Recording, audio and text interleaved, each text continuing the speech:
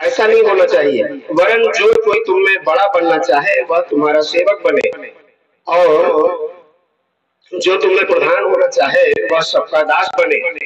क्योंकि मनुष्य का पुत्र अपनी सेवा कराने नहीं वरन सेवा करने और बहुतों की फिरौती में के मूल्य में अपना प्राण देने आया। तो ये प्रभु यीशु मसीह का उदाहरण है। प्रभु यीशु मसीह जब संसार में थे, उन्होंने बीमारों को चंगा किया, उन्होंने जो आदेश के कारण लेप्रोसी मिशन तमाम सारे कार्य करता रहा है।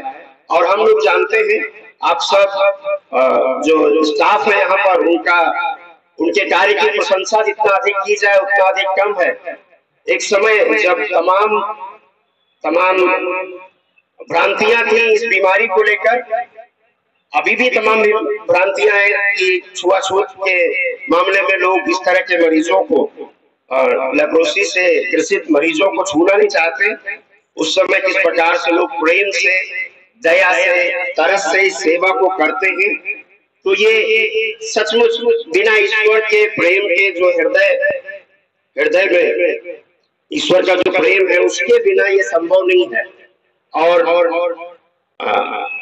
मैं आप लोगों को प्रोत्साहित करना चाहता हूँ। प्रभु का वचन एक बात बताता है, वो ये है, यदि जो कुछ भी आप करते हैं उसका इनाम है परमेश्वर के नाम में, प्रभु यीशु मसीह के नाम में जो प्रमाण के लिए कोई कार्य, तो उसका इनाम है, वो व्यर्थ नहीं है। एक दो वचनों को पढ़ते हुए मैं आगे बढ़ना चाहूंगा।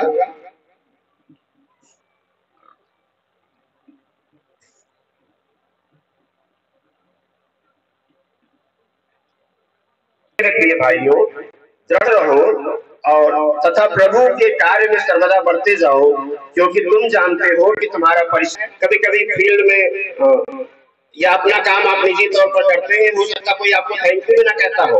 आप प्रेम से भलाई करते हैं, लोगों की सहायता करते हैं, कोई धन्यवाद ना करता हो। पर अगर आप वो काम प्रभु के प्रेम में लोगों की भलाई के लिए करते हैं, तो उसके लिए वो व्यर्थ नहीं है। उसके परमेश्वर के रिकॉर्ड में आपका लिखा है, और परमेश्वर उसके बदले में आपको इनाम देगा। एक और वचन इब्रानियों के पत्र में है, वो इस प्रकार से कहता है, इब्रानियों का 6 अध्याय और वो 10 पद,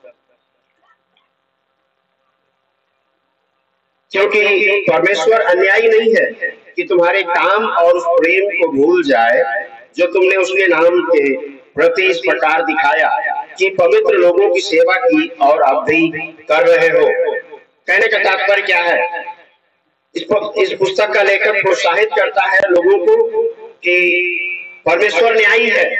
कई बार हम लोग सोचते हैं ना, जो मैं कर रहा हूँ कोई देख नहीं रहा है, कोई तारीफ नहीं कर रहा है, कोई धन्यवाद नहीं दे रहा है, कोई इनाम नहीं मिल रहा है। पर एक बात याद रखें, सर्वशक्तिमान परमेश्वर जो हमारा स्वामी है वह न्यायी है, और वह हर एक काम को देखता है, हर एक काम का हिसाब रखता है, और वह भूलेगा नहीं, वो ईश्वर रखेगा, और न्याय के दिन आपको इनाम मिलेगा। कई बार कुछ इनाम इस संसार में मिलते हैं, कुछ इनाम उस दुनिया में मिलेंगे। तो प्रभु यीशु मसीह हमारे जीवन में हमारी हर एक सेवा के लिए, हर एक कार्य के लिए प्रोत्साहन है। उन्होंने खुद कहा कि मैं सेवा कराने नहीं आया, मैं इसलिए नहीं आया कि लोग मेरी सेवा करें, पर मैं बहुतों के छुटकारे के लिए अपना प्राण देने आया। और उन्होंने अपने प्राण को दे दिया, वह बलिदान हो गए पापी मानव जाति को उनके पाप के दंड से बचाने के लिए। और वह पुनः जी उठे, और वह स्वर्ग में है, और वह पुनः आएंगे जो उन पर विश्वास करते हैं उनको अपने साथ ले जाने के लिए, और जो उसके नाम से कुछ भी करते हैं उनको इनाम देने के लिए।